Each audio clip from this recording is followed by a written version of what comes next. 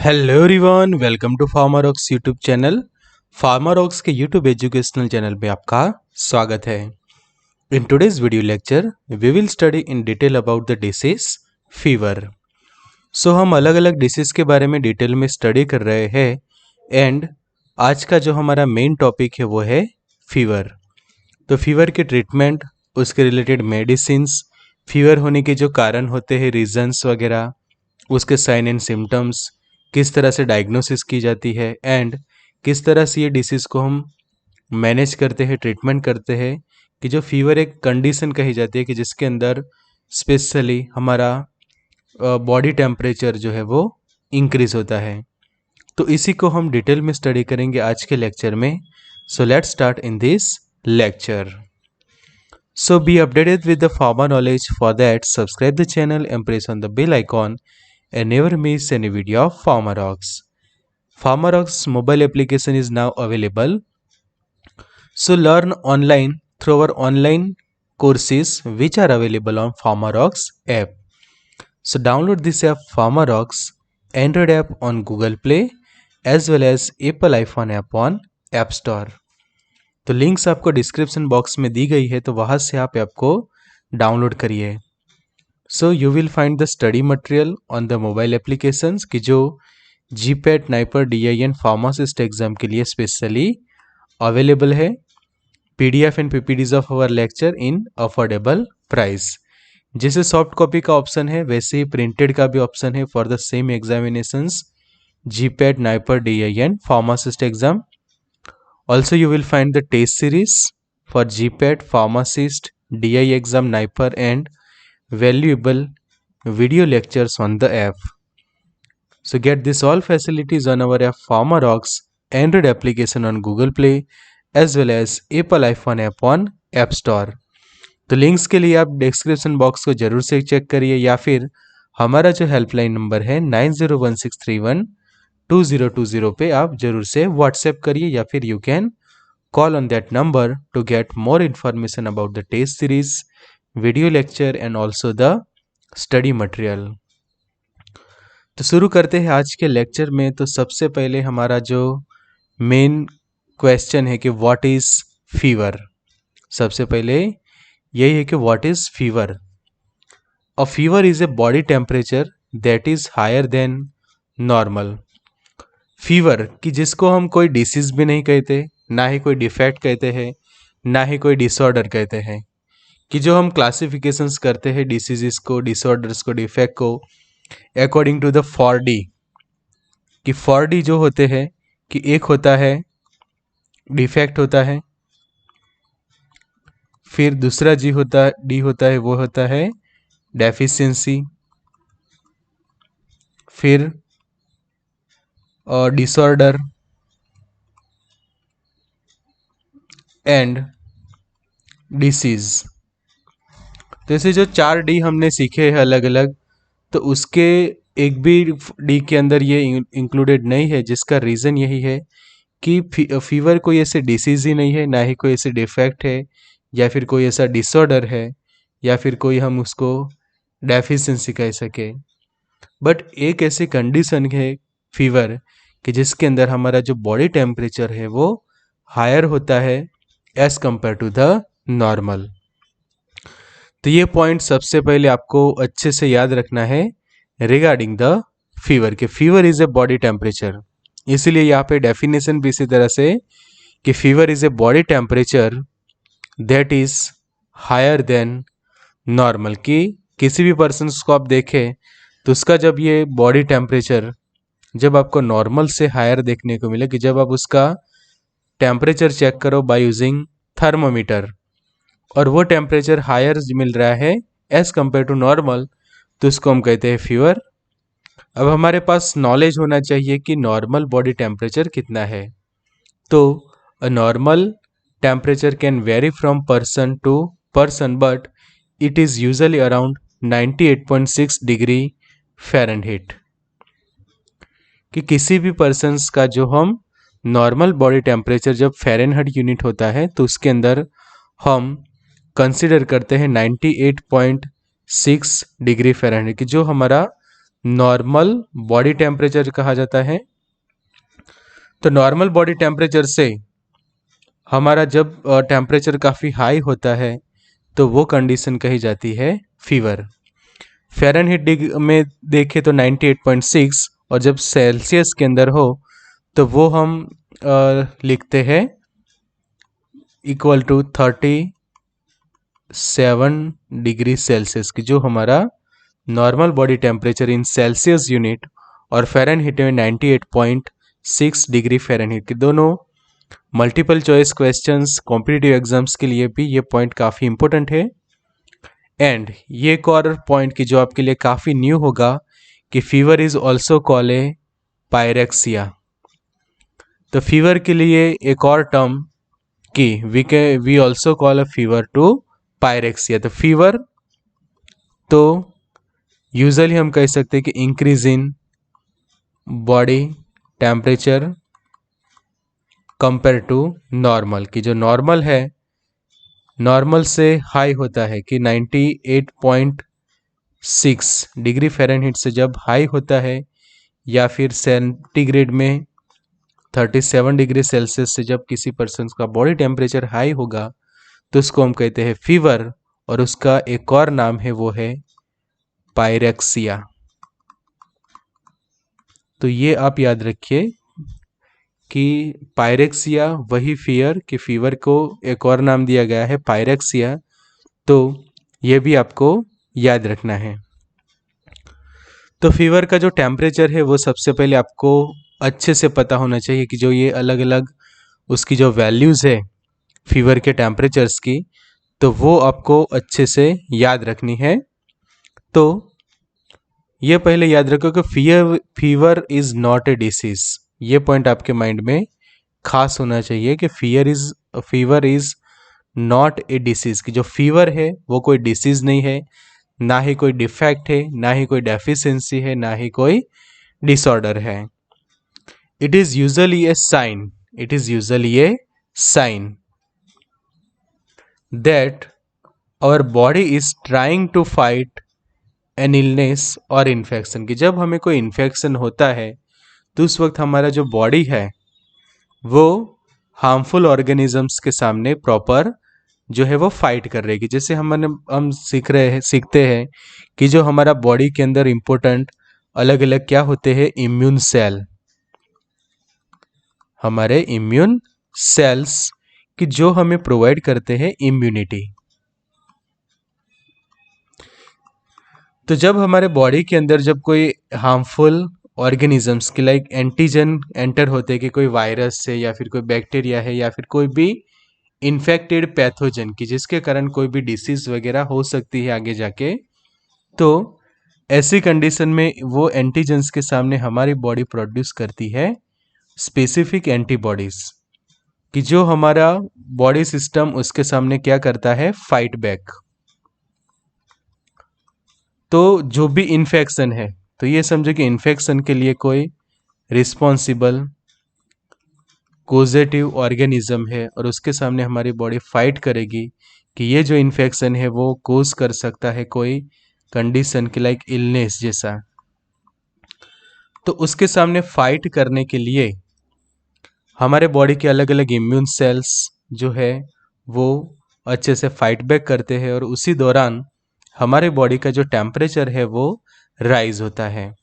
तो कोई disease condition नहीं है ये, जस्ट यूजुअली अ साइन, एक साइन है कि इससे आपको पता चलता है कि आपके बॉडी के अंदर कुछ ऐसी हलचल हो रही है कि जिससे आपको पता चलता है कि हमारी जो इम्यून सिस्टम है वो फाइट कर रही है अगेंस्ट एनी इन्फेक्शन और ए इलनेस। तो infections cause the most of the fevers. Fever होने का मेन रीज़न हम देखें तो वो है इन्फेक्शंस। बहुत सारे अलग अलग इन्फेक्शंस के कारण फीवर हो सकता है। तो ये जो टेम्परेचर रेंजेस आप खास याद रखो कि जब माइल्ड फीवर होता है किसी पर्सन को, माइल्ड फीवर, तो उस वक्त टेम्परेचर हम अलग अलग तरीके से नोट डाउन कर देते। तो ओरली देख चेक करते हैं थर्मोमीटर से, तो वो टेम्परेचर हमें मिलता है 100 से लेकर 101.5 फ़ारेनहीट के बीच में, तो वो कहा जाता है माइल्ड फीवर। वही आप अंडर आर्म के अंदर चेक करते हो तो 99 से लेकर 101 फ़ारेनहीट डिग्री में मिलता है रीडिंग आपको। एंड जब आप रेक्टली चेक करते हो पेशेंट के टेम्परेचर, तो वो 100 से लेकर 100.4 से लेकर 102 फ़ारेनहीट जितना हाई होता है। अब उसको मॉडरेट में कंपेयर करें हम, माइल्ड से अब थोड़ी ऊपर की कंडीशन मॉडरेट, तो उस वक्त ओरली टेम्परेचर जो 105 101.5 था, वहाँ से 102.5 तक जा सकता है। अंडर आर्म में जो 101 था उससे 102 तक जा सकता है। एंड रेक्टल में जो 102 टेम्परेचर था वो इंक्रीज हो सकता है 103 तक, मतलब कि 1 डिग्री टेम्परेचर और इंक्रीज हो रहा है माइल्ड के कंपेयर में। कि माइल्ड में 101.5 था ओरली, तो 102.5 मतलब कि एवरेजली 1 डिग्री फ़ारेनहीट जितना टेम्परेचर और इंक्रीज हो रहा है मॉडरेट के अंदर। और अब हाई फीवर, तो हाई फीवर में जो मॉडरेट के कंपेयर में मॉडरेट के जो भी फाइनल डेटाज है उसके से भी काफ़ी हाई है, कि मॉडरेट के जो रीडिंग्स है उससे भी काफ़ी हाई रीडिंग आपका मेज़र हो रहा है बाय थर्मोमीटर। तो a person have a fever when he और she has a measure temperature of 100.4 degree Fahrenheit or greater, or feels warm to touch, or give a history of feeling feverish। कि किसी person को fever है ऐसा आप कब कह सकते हैं कि जब उसका टेम्परेचर आप चेक करो तो यूजुअली आपको मिले फ़ारेनहीट में 100.4 डिग्री फ़ारेनहीट और सेल्सियस में मिले आपको 38 डिग्री सेल्सियस की। जो हमारा नॉर्मल था 37, तो 37 से इंक्रीज होके 38 तक जाता है, तो उस कंडीशन को हम कहेंगे कि पर्सन को फीवर हुआ है। और या फिर उसको आप टच करो तो फील्स वार्म, कि जब पर्सन को हम टच करें और गर्म फील होता है तो वो भी फीवर। फिर हम आगे डायग्नोसिस के लिए उसका प्रॉपर जो है वो टेम्परेचर चेक करते हैं, उसी अकॉर्डिंग टू आगे उसकी ट्रीटमेंट की जाती है। तो इन द माउथ, कि जब आप थर्मोमीटर की को माउथ में रख के जब चेक करते हो तो in the mouth the fever is 100 Fahrenheit 37.8 degree और हायर। और जब वही थर्मोमीटर को अंडर आर्म्स में रखते हैं तो अ फीवर इज़ 99 37.2 और हायर। अब पर्सन टू पर्सन ये वैल्यूज़ वेरी हो सकती है, बट ये वाली जो है वो स्टैंडर्ड वैल्यूज़, ये वाली स्टैंडर्ड्स वैल्यूज़ आपको अच्छे से याद रखनी है कि ये वाला टेबल आपके लिए है प्राइम इम्पोर्टेंट। इसी टेबल पे अकॉर्डिंग टू आपको है वो याद रखना है फीवर की तीनों condition, mild moderate and high fever, और तीनों अलग अलग लोकेशंस के जहाँ से आप टेम्परेचर मेज़र कर देख। तो ओरल से मतलब कि ओरल कैविटी के अंदर थर्मोमीटर रखे, अंडर आर्म्स में रखे, as well as rectum cavity के आसपास आप थर्मोमीटर रख के चेक करते हैं। तो फीवर का जो हाई टेम्परेचर है, तो इस टाइप के भी जो थर्मल स्क्रीनिंग के जो अलग अलग होते हैं मशीन्स, उससे भी आप चेक कर सकते हैं पर्सन्स का टेम्परेचर कि 37 के आसपास है बॉडी टेम्परेचर, तो नॉर्मल कंडीशन है। 37 से ऊपर आ रहा है टेम्परेचर तो वो इंडिकेट करेगा हाई टेम्परेचर, माइल्ड फीवर कहा जाएगा वो कंडीशन। और जब ये टेम्परेचर आप ये थर्मल स्क्रीनिंग वाले मशीन से चेक करते हैं और वहीं पे डिस्प्ले पे इंडिकेशन आ ही जाएगा रेड कलर का, और वो कंडीशन कही जाएगी हाइपर पायरेक्सिया, हाई फीवर या फिर फीवर, और जिसका टेम्परेचर 38 से लेकर 39 और उससे भी ज़्यादा की जो हमारा ये टेम्परेचर चार्ट है उसके अकॉर्डिंग टू अलग अलग इंक्रीज होगा। तो इसे अलग अलग इंस्ट्रूमेंट्स भी अवेलेबल है कि स्पेशली आप उसका डायग्नोस कर सकते हैं पर्सन का टेम्परेचर, और डायरेक्टली ये कलर कोड से भी आपको दिखा देता है कि जो ग्रीन वाला है तो नॉर्मल, फिर समझो कि ऑरेंज कलर आ रहा है तो माइल्ड फीवर है, एंड जब रेड कलर है तो फीवर या फिर हाई फीवर की कंडीशन आगे बढ़ती जा रही है किसी पेशेंट की। और नॉर्मली 100.4 डिग्री फ़ारेनहीट तो वो हम कंफर्म करते हैं फीवर को। तो फीवर होने के जो कोजेज है, रीजंस है, वो हम जानते हैं कि what is the reasons behind the fever. तो सबसे पहले तो infections causes the most of the fevers. Infection के कारण फीवर होता है। वी गॉट ए फीवर, हमें फीवर होता है because our body is trying to kill the virus और bacteria that cause the infection. क्या भी जो मैंने आपको प्रॉपर एक थियरी समझाई कि हमारे बॉडी के अंदर प्रेजेंट होते हैं प्रॉपर इम्यून सेल्स, ये इम्यून सेल्स प्रॉपर उसकी आर्मी भेज देते हैं कि जब हमारे बॉडी के अंदर कोई हार्मफुल एंटीजन एंटर होते हैं, और एंटीजन मतलब कि ऐसे ही कोई वायरस या फिर बैक्टीरिया, तो ये एंटीजन बॉडी के अंदर कर सकते हैं किसी भी टाइप का इन्फेक्शन। तो ऐसी कंडीशन में हमारे बॉडी का जो इम्यून सिस्टम है उसके सामने फाइट बैक करने लग जाता है, एंड उसी दौरान हमारा जो बॉडी का जो टेम्परेचर है वो इंक्रीज होता है। तो ये कैसे बेनिफिशियल है वो आप समझते हैं। तो most of those bacteria and virus do well when your body is at your normal temperature, कि जब हमारी बॉडी का टेम्परेचर नॉर्मल होता है तो वो टेम्परेचर पे ये माइक्रो ऑर्गेनिज्म की ग्रोथ काफ़ी अच्छी हो जाती है, मतलब कि उनको फेवरेबल कंडीशन मिल जाती है अपनी ग्रोथ करने के लिए। बट जब टेम्परेचर हाई हो जाता है हमारा बॉडी का, if have a fever, it is harder for them to survive. और जब टेम्परेचर हाई होता है कि जो 37 से इंक्रीज होके एटलीस्ट 38 भी होता है या फिर 38.5 भी होता है, तो भी वो जो माइक्रो ऑर्गेनिज्म है उनको सर्वाइव करना हार्डर हो जाता है, कि जो नॉर्मल टेम्परेचर पे तो वो काफ़ी इजीली ग्रो कर जाते थे, बट उनका ग्रोथ रेट जो है वो डाउनफॉल में जाएगा due to this higher temperature of our body. उसके साथ जो फीवर से also activate our body's immune system, specially जो WBC है उनको इंक्रीज करने का काम करते हैं, हमारी बॉडी को एक्टिवेट करते हैं इम्यून सिस्टम को, कि जिससे अच्छे से फाइट बैक हो सके इस टाइप के हार्मफुल माइक्रो ऑर्गेनिज्म के सामने। Thus the body will start to fight against that pathogens, और फिर हमारी जो बॉडी है वो स्टार्ट करने की फाइट करना अगेंस्ट दैट पैथोजेंस।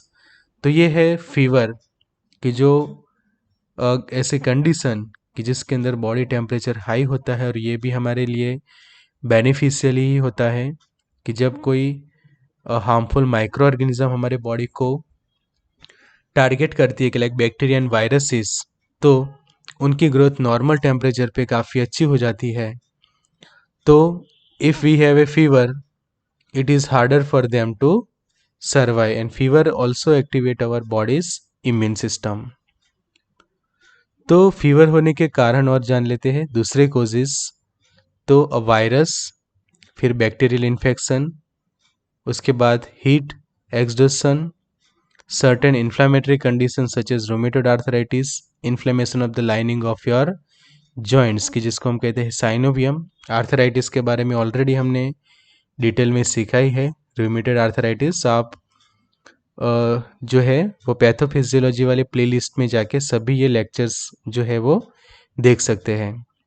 तो यहाँ पे चार्ट वाइज भी दिया है कि यहाँ पे आप देख सकते हैं कि यह एक वैक्सीनेशन वाला रीज़न, फिर over heating of the body, dehydration के कारण भी फीवर होता है, रूमेटॉइड आर्थराइटिस, सर्टेन मेडिकेशंस के कुछ मेडिकेशंस के साइड इफेक्ट के तौर पे भी फीवर हो सकता है, फिर cancer, autoimmune disease, drug abuse, alcohol withdrawal, कि अल्कोहल की आपको हैबिट थी और अल्कोहल विड्रॉल किया है तो उससे भी आपकी बॉडी को जो है वो ऐसी कंडीशन में से पास होना पड़ेगा, फीवर की कंडीशन। वायरल इन्फेक्शन जब होता है, कफ एंड कोल्ड, तो उस वक्त ऑब्वियसली फीवर हो गया, बिकॉज उस वक्त हमारे बॉडी के अंदर ये माइक्रो ऑर्गेनिजम्स प्रेजेंट होते हैं, तो उस वक्त हमारा बॉडी का टेम्परेचर जो है वो हाई हो ही जाता है। फिर साइनसाइटिस के अंदर भी पेशेंट्स को होता है, चिकन पॉक्स के अंदर भी होता है, मलेरिया के अंदर, बिकॉज मलेरिया के पैरासाइट्स हमारे बॉडी के अंदर एंटर होते हैं।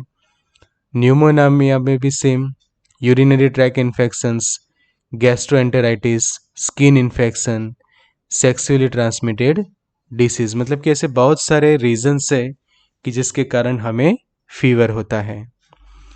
फिर मैलिग्नेंट ट्यूमर है, some antibiotics and drugs treat high blood pressure और सीजर्स, कि कुछ ऐसे मेडिकेशंस कि जिसके भी साइड इफेक्ट के तौर पे फीवर होता है। And some immunization such as diphtheria, tetanus and acellular pertussis, कि जिसको हम DTAP कहते हैं, और न्यूमोकोकल वैक्सीन्स। तो यहीं पे हमने देखा ये वाला फर्स्ट कोज कि अलग अलग जो इम्यूनाइजेशन से कि वैक्सीनेशन है उसके कारण भी फीवर आना नॉर्मल है। तो सिम्टम्स क्या होते हैं फीवर के? तो स्वेटिंग, पसीना होता है आपको, चिल्स एंड शिवरिंग, कई बार ठंडी भी लगती है, काफ़ी ठंड लगती है आपको, headache, muscle acne, muscle aches मतलब कि मसल्स पेन होना, loss of appetite, irritability, dehydration and generally weakness. तो यहाँ पे कौन से पॉइंट्स सबसे ज़्यादा हमारे बॉडी के अफेक्ट होते हैं? तो सबसे पहले ऊपर की ओर देखें तो हेडेक, फिर आइज रिलेटेड आइज पेन होना, कि आँखों के अंदर पेन होना स्टार्ट हो जाता है, रेसिस जैसा होता है कई बार, नोजिया वॉमिटिंग जैसा फील होता है आपको, मसल्स पेन होते हैं, फिर बोन के अंदर भी आपको काफ़ी पेन होता है, एंड ऑल्सो द जॉइंट पे, मतलब कि पूरी बॉडी हमारी पेन करती है, हेडेक होता है, आइज़ के अंदर पेन होता है, रेसिस, नोजिया वॉमिटिंग जैसा होता है, कि जब किसी पर्सन को फीवर होता है और जो टेम्परेचर है वो नॉर्मल से हाई होता है, और वो समझो कि हो जाता है 38 डिग्री सेल्सियस और उससे ज़्यादा। डायग्नोसिस कैसे होगा? तो ask question about your symptoms and medical history, कि जब भी पेशेंट को आप किसी हॉस्पिटल ले जाते हैं, क्लिनिक ले जाते हैं, तो सबसे पहले जो भी प्रैक्टिशनर है, मेडिकल प्रैक्टिशनर, वो सबसे पहले पेशेंट को कुछ क्वेश्चंस करेगा based on the symptoms and medical history. फिर टेम्परेचर मेजरमेंट होगा using the thermometer, perform a physical examination, की जो फिजिकल एग्जामिनेशन जो होता है यूजुअली, एंड ज़रूरत पड़े तो ब्लड टेस्ट किया जाता है कि आगे कोई कंडीशन ऐसी ज़्यादा ख़राब है तो मलेरिया है या फिर डेंगू है या फिर दूसरी कोई ऐसी कंडीशन की जिसके कारण फीवर हो सकता है, तो वो कन्फर्मेशन के लिए, कि बिकॉज टाइफाइड में भी फीवर हो सकता है, जॉन्डिस में भी हो सकता है, बहुत सारी ऐसी अलग अलग डिसीज़ है कि जिसके अंदर भी फीवर हो सकता है, तो कन्फर्मेशन के लिए फिजिकल एग्जामिनेशंस के बाद ब्लड टेस्ट किया जा सकता है, चेस्ट एक्सरे लिया जाता है, as needed based on your medical history and physical examination. की मेडिकल हिस्ट्री तो खास ली जाती है, कि मेडिकल हिस्ट्री में जो भी जो पता चलता है प्लस आपके सिम्टम्स कैसे हैं उसके बेसिस पर फर्दर जो है वो डिटेल डायग्नोसिस भी किया जाता है। तो ये था डायग्नोसिस ऑफ द फीवर। अब बात आती है ट्रीटमेंट। तो ट्रीटमेंट के बहुत सारे ऑप्शंस है फीवर के लिए। तो सबसे पहले मेडिकेशंस तो प्राइमरी ऑप्शन है हमारे पास, देन प्रॉपर न्यूट्रिशंस, की मेडिसिन तो हम देते ही है जो पेशेंट है उसको, तो प्रॉपर मेडिसिन से तो हम उसको ट्रीट करेंगे ही, कि ये जो हमारा पेशेंट है, पेशेंट ऑफ ए फीवर, तो ये जो फीवर का पेशेंट है उसको हम मेडिसिन तो देंगे ही। मेडिसिन के अंदर भी हमें पता ही है कि खासकर हम PCM की जो पैरासीटामोल है एसिटामिनोफेन, आइबुप्रोफेन वगैरह खास प्रीफर करवाते हैं। और एक बात तो सबसे पहले इम्पोर्टेंट कि जब तक पैरासीटामोल से फीवर क्योर हो जाता हो दूसरी कोई भी मेडिकेशन देने की ज़रूरत नहीं रहती। तो सबसे पहले मेडिसिन्स, फिर प्रॉपर न्यूट्रिशंस हम देते हैं पेशेंट को कि like fresh vegetables, fresh fruits जो होते हैं कुछ कि जो प्रॉपर न्यूट्रिशन प्रोवाइड करें। फिर एनर्जी ड्रिंक्स हम देते हैं स्पेशली कि जो एनर्जी ड्रिंक्स के कारण जो पेशेंट जो समझो कि डिहाइड्रेशन जैसा उसको होता है, डिहाइड्रेशन से फीवर है, तो उस वक्त काफ़ी ज़रूरी है। इवन नॉर्मल भी फीवर के अंदर एनर्जी ड्रिंक्स देना बहुत ही ज़रूरी है कि जिससे कारण जो पेशेंट की जो स्टेमिना है वो बनी रहती है, कि जो पेशेंट का प्रॉपर स्टेमिना मेंटेन करने के लिए प्रॉपर स्टेमिना मेंटेन रहे, इसलिए एनर्जी ड्रिंक। न्यूट्रिशंस के लिए खासकर जो अलग अलग फ्रूट्स, उसमें भी जो ऑरेंजेस होते हैं, एप्पल है वगैरह, आप जो है वो पेशेंट को दे सकते हैं। देन रेस्ट, अच्छे से जो पेशेंट है वो रेस्ट करें, कि जैसे हम यहाँ पे देख सकते हैं कि पेशेंट जो है वो प्रॉपरली रेस्ट कर रहा है और बीच बीच में आप उसका टेम्परेचर भी चेक कर सकते हैं। Need proper sleep. फिर आइस वाटर बैग, यहाँ पे आप देख सकते हैं आइस वाटर बैग या फिर आइस बैग भी आप रख सकते हैं पेशेंट के हेड के पोर्शन में, तो जिससे टेम्परेचर जो है वो लोअर लाने में हम काफ़ी मदद होती है। हेल्दी डाइट प्रोवाइड करिए उसको एंड प्रॉपर हेल्दी एनवायरनमेंट के अंदर रखिए कि प्रॉपर वेंटिलेटेड रूम हो, कि फ्रेश एयर आ रही हो, कि well ventilated room, well ventilation, fresh air मिले पेशेंट को, वो भी ज़रूरी है। फ्रेश एनवायरनमेंट जितना मिलेगा तो वो काफ़ी जल्दी से रिकवर करेगा। तो rest and drink plenty of fluids. In minor conditions medication isn't needed on urgent basis.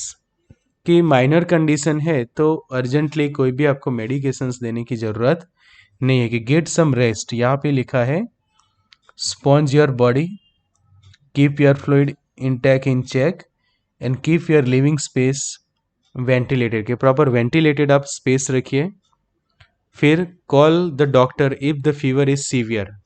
Minor condition में मेडिकेशन की भी कई बार ज़रूरत नहीं पड़ती, जस्ट आप ये स्पॉन्ज कराते हो आप किसी पर्सन की बॉडी को, फ्लूइड्स देते हैं, रेस्ट करवाते हैं एंड प्रॉपर वेंटिलेटेड स्पेस में आप रहते हो, तो ऑटोमेटिकली विदाउट मेडिकेशन वो क्योर हो जाएगा। बट ये एकदम माइनर है।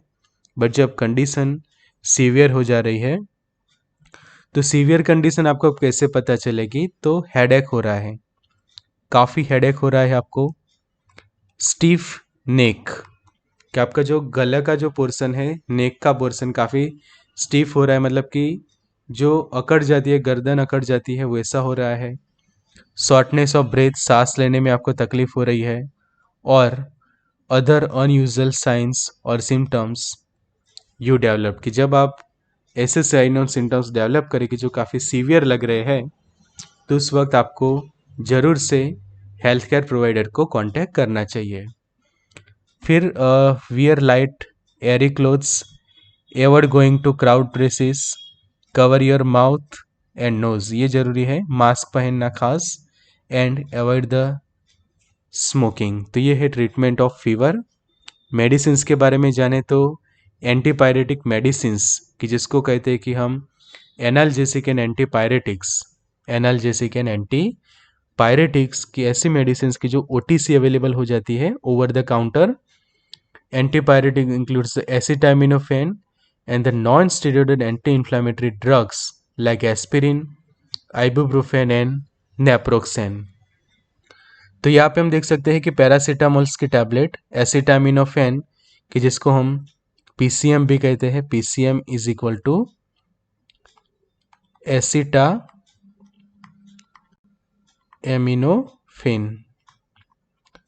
वही है हमारी पैरासीटामोल या फिर पीसीएम, की जो वाइडली यूज होती आ रही है पैरासीटामोल फीवर के ट्रीटमेंट के अंदर। उसके साथ NSAIDs, non steroidal anti inflammatory drugs like aspirin है, आइबुप्रोफेन, नेप्रोक्सेन भी प्रीफर किए जाते हैं। Acetaminophen and ibuprofen are the two most widely used antipyretics. कि आइबुप्रोफेन, एसिटामिनोफेन की जिसको हम टाइलेनॉल और पैरासीटामोल भी कहते हैं, एंड आइबुप्रोफेन की जिसको हम एविल भी कहते हैं। तो ibuprofen tablets pain reliever and fever reducer, और नसेड लिखा है non steroidal anti inflammatory drugs की जो कोटेड टैबलेट्स भी आती है, फिल्म कोटेड भी होती है, नॉर्मल टैबलेट भी होती है कन्वेंशनल। तो ये है मेडिसिन ऑफ फीवर की जो ओटीसी है। पैरासीटामोल के बारे में और डिटेल में जाने तो पैरासीटामोल कि जिसका दूसरा नाम है acetaminophen, medications use to treat pain and fever. तो इसलिए हम कहते हैं कि जब आपको फीवर होता है तो जस्ट ओनली प्लेन पैरासीटामोल भी आप यूज करोगे। नॉर्मल जस्ट फीवर जैसी कंडीशन है, सीवियर नहीं है, तब जस्ट आप को पेन हो रहा है थोड़ा बॉडी के अंदर फीवर के सिम्टम्स है, तो सिर्फ प्लेन पैरासीटामोल लेंगे आप 500 mg स्ट्रेंथ का, 2 टाइम्स अ डे लेंगे तो भी इनफ रहेगा कि 500 mg in morning after proper breakfast वगैरह आप ले सकते हैं, एंड सेम आफ्टर लंच और डिनर एक और आप टैबलेट ले सकते हैं इन नाइट और आफ्टर लंच और dinner based on your conveniences. तो 2 टाइम्स अ डे भी आप ले सकते हैं ये मेडिसिन्स, प्लेन भी प्रीफर कर सकते हैं, as well as it is typically use for the mild to moderate pain relieve evidence in mixed for it is use relieve fever in children के के अंदर उसका डोज जो है वो 100 mg से लेकर 125 mg हो जाता है। लो डेज में हम चिल्ड्रंस को देते हैं पैरासीटामोल की जो एडल्ट के अंदर 500 mg टैबलेट है। तो पैरासीटामोल कीड आएगी कि जिसको पैरा कीड भी अवेलेबल होती है, पैरासीटामोल कीड। It is often sold in combination with other medications like paracetamol and cetirizine. कि सेट्रिजिन की समझो कि कफ एंड कोल्ड के साथ आपको फीवर है तो पैरासीटामोल के साथ कॉम्बिनेशन में सेट्रिजिन, या फिर पैरासीटामोल के साथ कॉम्बिनेशन में सीपीएम की जिसको कहते हैं हम क्लोरफिनारेमाइन। उसके अलावा कुछ और पॉपुलर कॉम्बिनेशंस देखे पैरासीटामोल के, तो पैरासीटामोल का जो कॉम्बिनेशन है वो रहता है कैफीन के साथ, जिसके अंदर टैबलेट के अंदर 500 mg paracetamol and 25 mg caffeine डाला जाता है। दूसरा एक कॉम्बिनेशन है पैरासीटामोल विथ डोमपेरिडोन की जब नोजिया वॉमिटिंग भी है तो साथ में कॉम्बिनेशन में ये डोमपेरिडोन, फिर कोडिन फॉस्फेट 30 mg और 325 mg पैरासीटामोल। एसिक्लोफेनेक के साथ उसका कॉम्बिनेशन काफ़ी फेमस है कि एसिक्लोफेनेक एंड 325 करना है, यहाँ पे ब्लैक पेन से कर लेते हैं तो आपको आसानी रहेगी स्क्रीनशॉट लेने में। तो यहाँ पे पैरासीटामोल 325 mg आपको कर लेना है, 325 mg। उसके बाद paracetamol 500 mg and diphenhydramine 25 mg and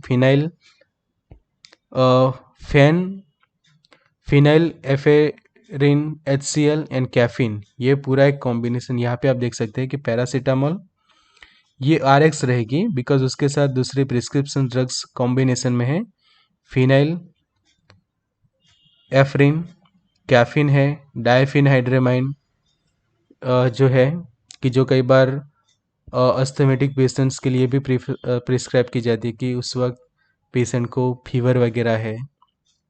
फिर पैरासीटामोल का जो कॉम्बिनेशन से फिनाइल एफरिन के साथ भी है कि जिसके अंदर पैरासीटामोल 500 एंड 12.2 mg जितना फिनाइल एफरिन उसके साथ कॉम्बिनेशन में होता है। तो ये है पॉपुलर कॉम्बिनेशंस एसिक्लोफेनेक पैरासीटामोल्स के टैबलेट। और कुछ अब जानते हैं पॉपुलर कुछ डोजेस फॉर्म कि जो पॉपुलर डोजेस फॉर्म हम देखें तो उसके अंदर कफ सिरप भी अवेलेबल है कि यहाँ पे आप देख सकते हैं पैरासीटामोल का आता है कफ सिरप कि स्पेशली सिरप के फॉर्म में, कफ सिरप तो नहीं करेंगे हम, नॉर्मली सिरप के फॉर्म में कह सकते हैं हम पैरासीटामोल पीडियाट्रिक सिरप की, जो स्पेशली स्मॉल बेबीज़ के लिए एंड चाइल्ड्स के लिए हम यूज़ करते हैं कि जब उनको फीवर जैसा होता है तो सिरप या फिर सस्पेंशन फॉर्म में वो अवेलेबल होता है कि पैरासीटामोल, फिनाइलेफ्रिन हाइड्रोक्लोराइड एंड क्लोरामफेनिफल मैलेट सस्पेंशन सीट कोल्ड, कि जब सस्पेंशन भी उसके अवेलेबल होते हैं, प्लस उसके अलग अलग सिरप फॉर्म में भी अवेलेबल होती है, कि जो specially paediatric childrens, paediatric patient को हम टारगेट करते हैं, ये टाइप का कॉम्बिनेशन, कि जिसके अंदर 250 mg पैरासीटामोल है, फिनाइलेफ्रिन हाइड्रोक्लोराइड 5 mg है एंड क्लोरफिनाइलेमाइन 2 mg जितना उसका है, और प्रॉपर डायरेक्शंस के साथ ही उसका जो डोज है वो बच्चों को देना है, shake well before use, because suspension type की प्रिपरेशन है, और सिरप में तो सिरप टाइप बनाई हो तो उस वक्त जो है वो आपको कूल प्रेस में रखनी होती है। फिर आईवी इन्फ्यूजन्स भी अवेलेबल है पैरासीटामोल के, एंड तीसरा ऑप्शन है हमारे पास ओरली टैबलेट डोजेस फॉर्म।